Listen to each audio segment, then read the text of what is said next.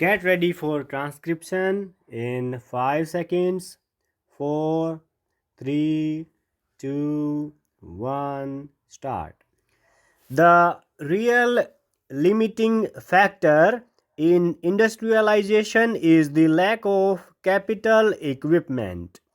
The difficulties are of getting the capital equipment and special experience from those countries which happen to possess it and who have a surplus of it.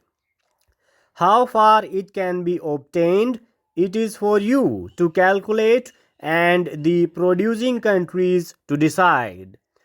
If it is not obtained quickly, the process of industrialization may be somewhat delayed, but it will go on. If it is considered right on the larger interest of the world that a country like India and other countries in the East could be industrialized, should increase and modernize agricultural production. It is in the interests of those countries that can help in this process to help the Asian countries with capital equipment and their special experience. But in doing so, it is to be borne in mind that no Asian country will welcome any such assistance if there are conditions attached to it which lead to any kind of economic domination. We would rather delay our development, industrial or other, than submit to any kind of economic domination by any country. This is an axiom which is accepted by everyone in India, and I shall be surprised if any other country in Asia does not accept it. We want to cooperate in the fullest measure in any policy or program laid down for the world's good, even though it might involve the surrender in common with other countries of any particular attribute of sovereignty, provided that is a common surrender all round. But a long period of foreign domination has made the countries of Asia very sensitive about anything which might lead to some visible or invisible form of domination. Therefore, I would beg of you to remember this and to fashion your programs and policies so as to avoid anything savoring of the economic domination of one country by another. Political domination, it is admitted, leads to economic domination, but an invisible or semi-invisible economic domination creeps in unless you are careful. If that creeps in, it will lead immediately to ill will and not to that atmosphere of cooperation which is so essential in this matter.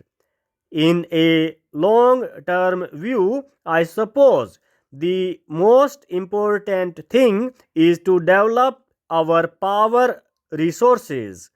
From that will flow the industrialization of the country and an addition to our food production as such. Measures for land reform will not create the necessary impact unless implementation is sincerely and speedily undertaken and the inputs necessary for increasing production are supplied on time, at reasonable rates, and in adequate measure, particularly to the small and marginal farmers. This will ensure increased production and better distributive justice. There is, however, little justification for confining such reforms to the rural sector only.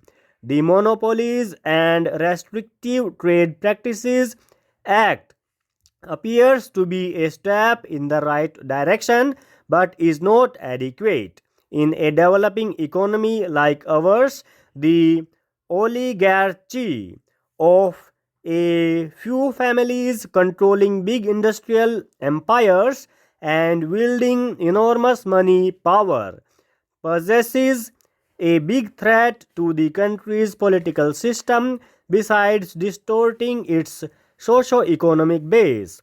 I would earnestly appeal to all that a suitable strategy should be devised and necessary steps taken to control such concentration of wealth in the larger national interests.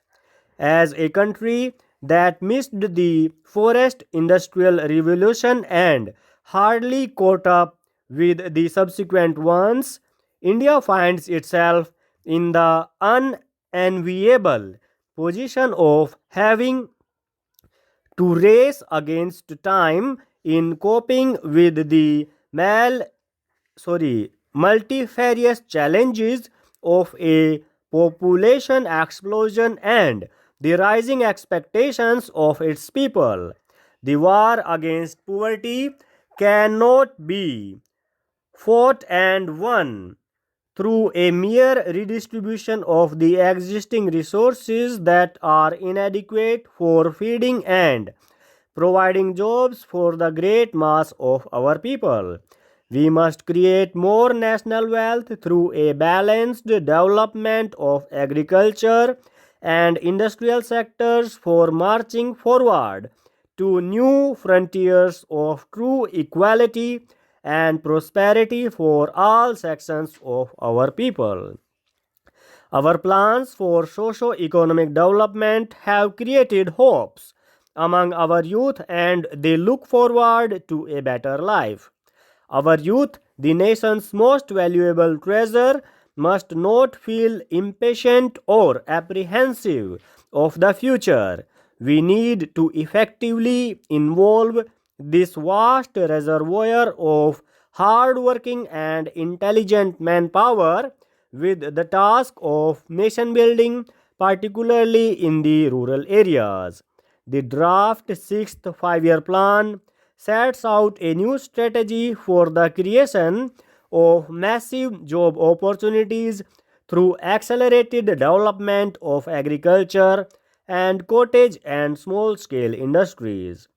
I appeal to all my fellow citizens, irrespective of their position or station in life, to participate actively in this challenging task and so assist the government in reaching the fruits of development to the people at large. A year ago, today, the country was in a relaxed mood, having achieved an orderly and peaceful manner the restoration of civil liberties so dear to all of us. Against such a joyous backdrop, a few scattered clouds on the distant horizon did not seem to hold any particular menace now. The point that I am making is that there has been a rise in the price of the agricultural products, and this rise has been brought about by a conscious planning effort. But there is no question of alarm for this rise of the price of agricultural products because, as compared with pre war levels of price index between the agricultural products and the manufactured articles, the price which the agriculturists get for his produce is still 3% against him. Now, if we want to reduce the price, we must reduce the price of both the agricultural and the manufactured goods. There is no point in becoming alarmists only when the prices of the agricultural products are rising, because I am certain that there is still room for a rise of 3 points in this index. That is to say, there is still room for a slight rise in the agricultural prices. Full stop.